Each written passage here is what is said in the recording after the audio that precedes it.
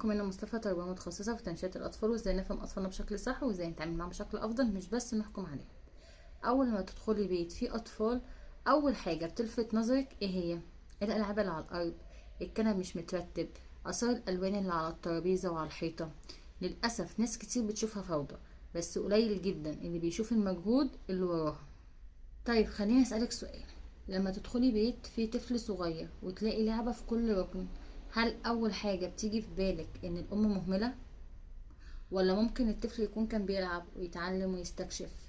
احنا بقينا بنحكم على الام من شكل البيت، وكأن البيت يفضل مترتب، المفروض يفضل مترتب 24 ساعة. بس الحقيقة هنا مختلفة تماما.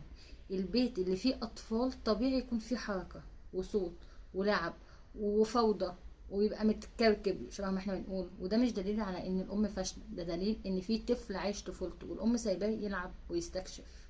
كل لعبة مرمية على الأرض وراها طفل كان بيتخيل وبيبني ويستكشف. كل ورقة عليها شخبطة يمكن تكون أول محاولة للرسم للطفل ده.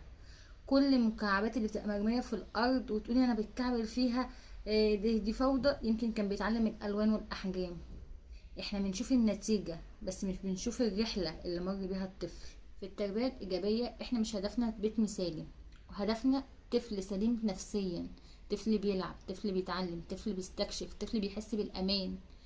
لأن في وقت من أوقات الطفل ده هيكبر والألعاب دي هتتشال، بس ذكريات الطفولة هي اللي هتفضل جواه.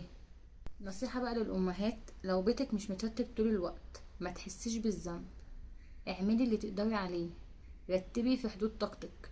ما تقارنيش نفسك ببيوت السوشيال ميديا، لان الكاميرا اللي هما بيتصوروا بيها بتصور دقيقة او دقيقتين في اليوم كله، بس محدش هيصور لك الواقع كله. خليني اقولك، البيت اللي فيه اطفال مش لازم يكون بيت كامل، يكفي ان هو يكون مليان حب ودفء وضحك الطفل، وام بتحاول كل يوم تكون افضل وتعمل افضل حاجة عندها عشان خاطر طفلها.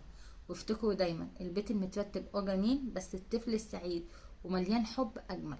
ولو وصلت لحد هنا اكتبولي في الكومنت اهم حاجه عندك ايه، بيت مثالي ولا طفل سعيد ومليان حب. متنسوش تعملوا لايك وشير وسبسكرايب للقناه عشان يوصلك كل جديد، وفعلوا زر الجرس تحت. باي باي.